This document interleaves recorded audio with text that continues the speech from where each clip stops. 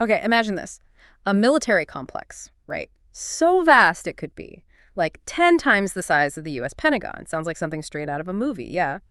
Well, recent reports, and these are backed by satellite images, intelligence assessments, they suggest China isn't just building one, but maybe two massive facilities. People are calling them military cities. It's really fascinating, actually, how we're piecing this together from the outside, open source intel, satellite views, because Beijing itself, Yeah. complete silence. And that raises the big question, doesn't it? What does all this tell us about China's, well, their strategic plans, their readiness for whatever might come next? Yeah. So in this deep dive, we're going to try and cut through that noise, look at the reports, figure out the difference between these two places, and pull out the really important insights for you. Right, because the scale alone is just mind-boggling. Let's zoom in on that first one, the one near Beijing. This place is reportedly, 1,500 acres? Which, yeah, that's about 10 times the Pentagon's footprint. Huge.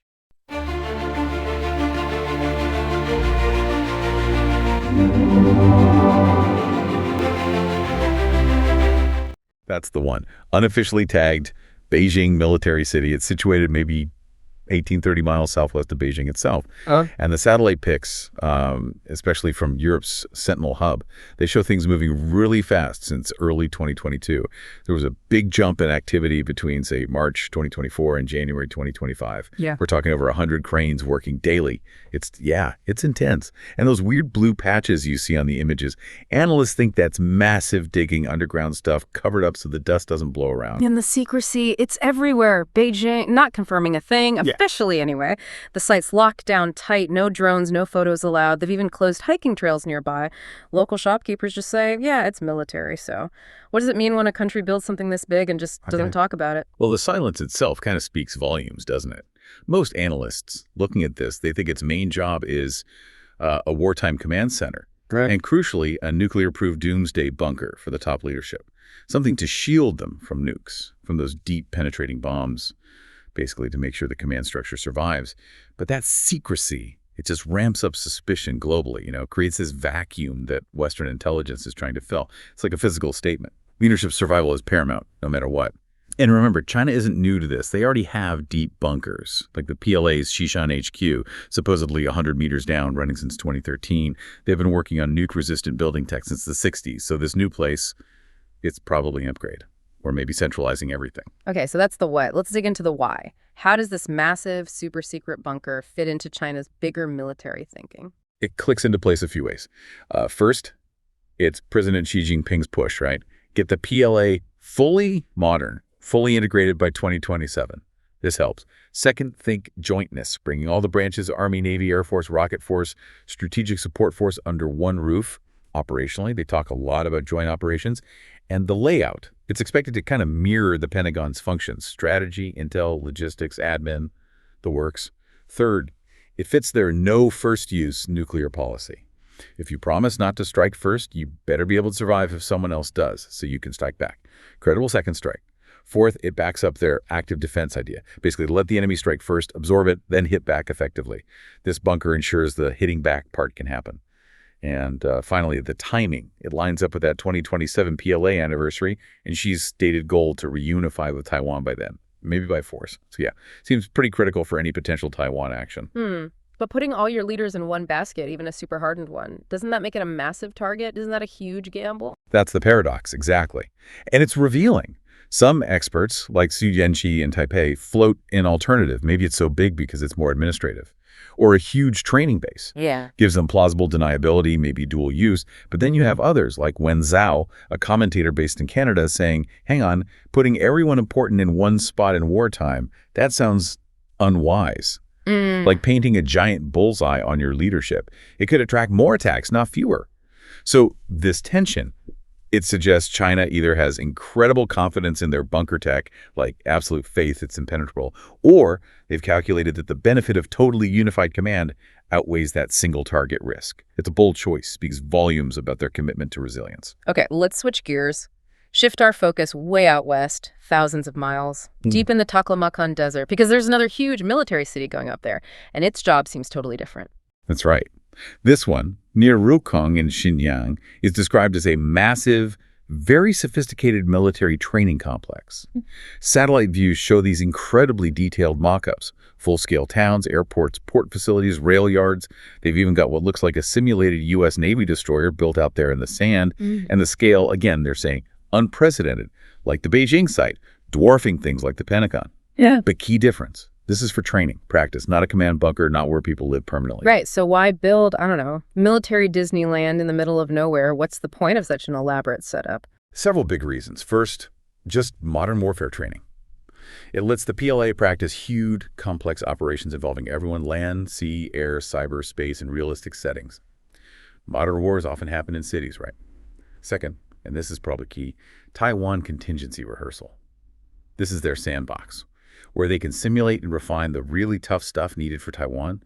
Think amphibious landings, brutal urban fighting, seizing ports, taking out air defenses. It connects back to that jointness idea. Third, force modernization and integration. It's a place to test out new gear, new tactics, drones, AI, cyber attacks, jamming. See how it all works together with traditional forces in a real-world-ish setting. Fourth, logistics, often overlooked, but vital. Simulating ports, rail lines, supply dumps lets them practice keeping a huge army supply during a long, intense fight. And lastly, strategic messaging. Just building this thing sends a message loud and clear. We're serious, we're investing heavily, and we're preparing for the toughest fights. Shows resolve. So these two giant projects, they're not just random builds. They fit into a much larger plan, a grander ambition China has. Absolutely. They're like concrete and steel manifestations of China's whole military modernization drive. They've got these ambitious timelines. Full modernization by 2027, that's the PLA's 100th birthday. Then an intelligentized force by 2035. And ultimately achieving world-class military status by 2049, which is the PRC's centennial, basically matching or beating the U.S. And intelligentized, what exactly does that involve? Yeah, intelligentized warfare is their buzzword. It means weaving AI, big data, advanced computing into absolutely everything military. Their command and control systems, C5ISR, the whole command control, comms, computers, intel, surveillance, recon package, their weapon systems, everything. And linked to that is this thing called military civil fusion, MCF. It's a national strategy to basically erase the lines between civilian tech companies and the military. Lets them grab cutting-edge civilian tech, sometimes without the companies even realizing it, for military use. It's about getting ahead technologically and not depending on foreign suppliers. Strategic autonomy. And this modernization isn't just conceptual. Look at the numbers. The Pentagon thinks China could have 1,500 nuclear warheads by 2035.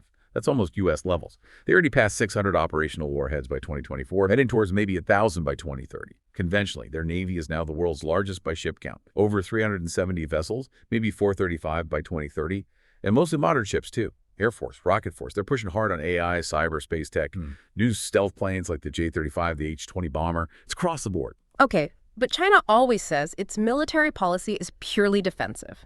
Entirely for self-defense, they say. Never seeking hegemony or expansion. How does that square with this? These giant bases, the massive buildup, how does the world see it? Does it raise alarms? It absolutely raises alarms. That's the core of the issue, this huge gap between their stated defensive intent and the capabilities they're building, the capabilities intent gap. When other countries see the sheer scale, the Beijing bunker 10 times the Pentagon, the nuclear arsenal growing so fast, the world's biggest navy, it fuels massive concern, distrust.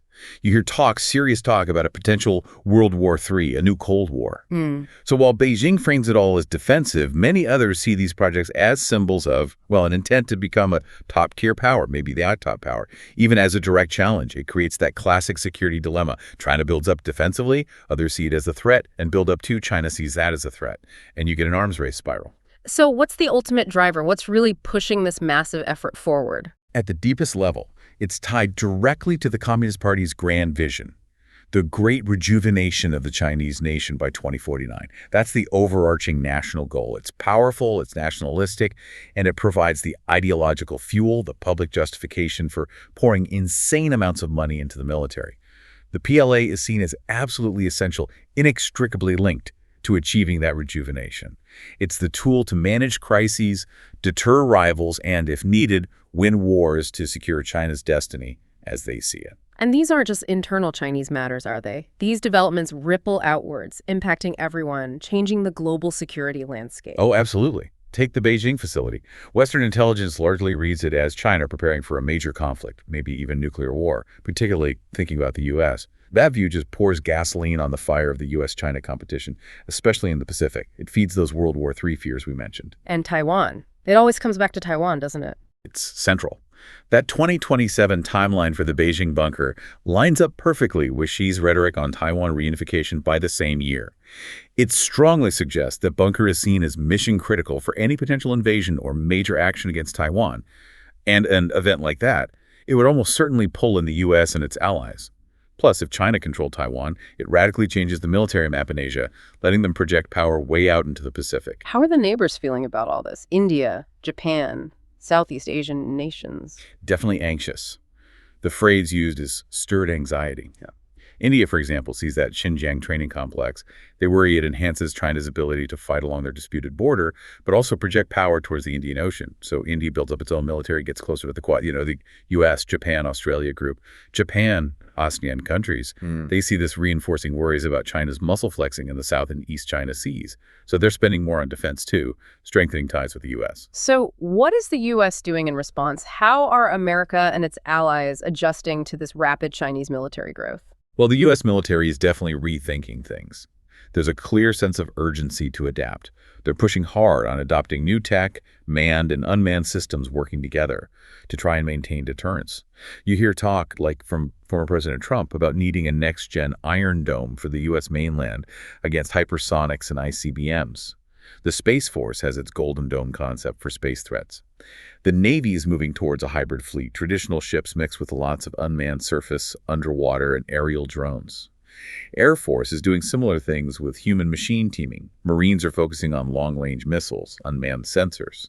And beyond the hardware, Washington is shoring up alliances, deepening partnerships, trying to make critical supply chains more resilient. It sounds incredibly complex, though. It's not just about building more weapons, is it? There's a tightrope walk here. Exactly. It's a huge challenge for the U.S. How do you show you're serious, that you're determined, without accidentally stumbling into a conflict? How do you manage escalation? Some analysts push for using economic tools more, maybe showing more restraint, trying to de-escalate things. Encouraging direct talks between Beijing and Taipei is also seen as potentially helpful. And despite all the rivalry, the U.S. and China do have some shared interests. Economic stability, keeping sea lanes safe, climate change, stopping nuclear spread. Those could be entry points for keeping dialogue going, even amidst the competition. Yeah. But fundamentally, these military cities, they're more than just bases. They kind of symbolize a potential shift, a shift in how major powers might operate in the future. They suggest China is really redefining defense infrastructure for the 21st century, unquote. This focus on extreme resilience for command centers against modern attacks that could cause ripples globally. Other countries might feel they need similar setups or focus hard on how to defeat them. So wrapping this up, what's the key takeaway for you listening? We've looked at these two enormous Chinese projects. One, a super secret command hub near Beijing, possibly a doomsday bunker. The other, this incredible training ground out in Xinjiang.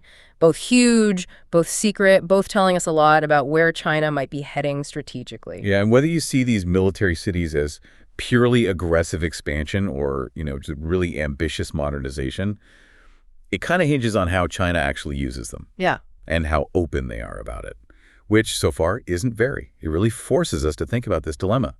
When a nation pushes hard for strategic resilience, for ensuring its command structure survives anything, even if the intent is defensive, does that push inadvertently make the world more dangerous? Does it intensify that security dilemma we talked about? It raises a pretty good question. As nations invest in this kind of extreme survivability, does it ultimately stabilize things, or does it just make the escalation ladder in a potential conflict much steeper, much more dangerous to climb? It definitely highlights how China's defense planning is grabbing global attention and really reshaping how countries interact.